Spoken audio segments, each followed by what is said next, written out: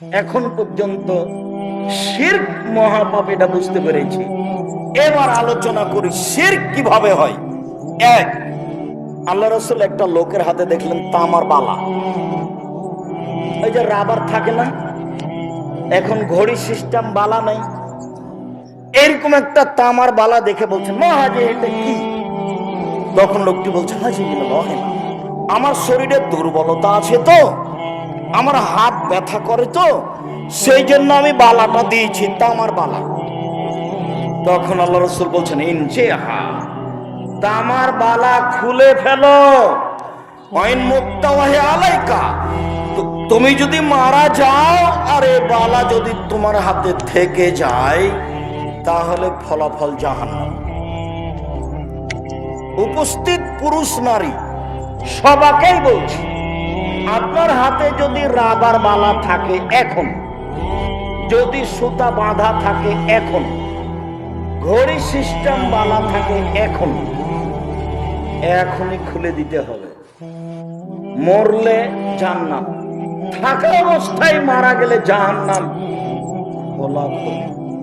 সিদ্ধান্ত নতুন ভাবে বুঝার কোনো সুযোগ নেই। অষ্টাধাতুর আংটি যদি হাতে থাকে, আজমির শরীফ থেকে দিয়েছে, খুলে ফেলতে হবে। একটা আংটি, একটা অষ্টাধাতুর আংটি 1 সেকেন্ড রাখা যাবে না, 1 সেকেন্ড, এই মুহূর্তে খুলে দিতে হবে। যদি তোমার হাতে এখনো থেকে যায়, সত্যিই তুমি মুনাফিক, তুমি আসলে এই বক্তব্যের সাথে মুনাফিক করো। শোনো, জাতির যদি রাস্তাঘাট করে দিতে না পারি, জাতির যদি স্কুল কলেজ করে দিতে না পারি, জাতিকে চূড়ান্ত সঠিক ধর্ম দিতে পারবো ইনশাআল্লাহ। ধর্মের ব্যাপারে জাতিকে ফাঁকি দিয়ে পরকাল হারাতে রাজি নই, এ কথাই চূড়ান্ত। হাতে যদি অষ্টাধাতুর আংটি থাকে, মারা যান, ফলাফল জাহান্নাম। এই বাক্যের সাথে কোনো আপোষ নাই কিয়ামত পর্যন্ত। আব্দুল্লাহ ইবনে মাসউদ রাদিয়াল্লাহু তাআলা আনহু বলেন, রাসূল সাল্লাল্লাহু আলাইহি সাল্লাম বলেছেন, ইন্নার রুকা ওয়াত তামাইম ওয়াত তাওয়ালা শিরকুন, নিশ্চয় ঝাড়ফুঁক করা শিরক, মাদুলি ব্যবহার করা শিরক, স্বামী স্ত্রীর মধ্যে ভালোবাসা সৃষ্টি করা শিরক। পেপার পত্রিকায় দেখা যায়, অমুক মহিলার কাছে গেলে মনের মানুষ পাওয়া যায়। পেপার পত্রিকায় দেখা যায়, অমুক মহিলা পুরুষের কাছে গেলে স্বামী স্ত্রীর মধ্যে ভালোবাসা হয়। আল্লাহ বলছেন, ওয়াজালনা বাইনাকুম মাওয়াদাতা ওয়া রাহমা, যেদিন বিবাহ পড়ানো হয়েছে সেদিন আমি আল্লাহ ওদের দুইজনের মাঝে ভালোবাসা সৃষ্টি করেছি। একজন আর একজনের পোশাক করে দিয়েছি, জীবনের চেয়ে ভালোবাসে একজন আর একজনকে। স্বামী স্ত্রী পরস্পরের নাম ভালোবাসা, একজন আর একজনের পোশাক, চলতে ফিরতে একজন আর একজনের সহযোগিতায় থাকে। আর বাপ মা হলেন শ্রদ্ধার মানুষ, শ্রদ্ধা। কি করতে হবে আব্বা, আম্মা কি করতে বলেন, আমি প্রস্তুত আছি, শ্রদ্ধা। আব্দুর রাজ্জাক সাহেব, আপনাকে কোথায় আনতে যেতে হবে বলেন, যেখানে আনতে যেতে হবে সেখানেই যাব, এটা কি? শ্রদ্ধা। সম্মানিত দিনী ভাই বোন, কেন জানি একটা কথা আঘাত কাটছে বারবার। ঠাকুরগাঁও জেলার বিবাহ পড়ানোর পদ্ধতি কিন্তু নাজায়েজ, হারাম।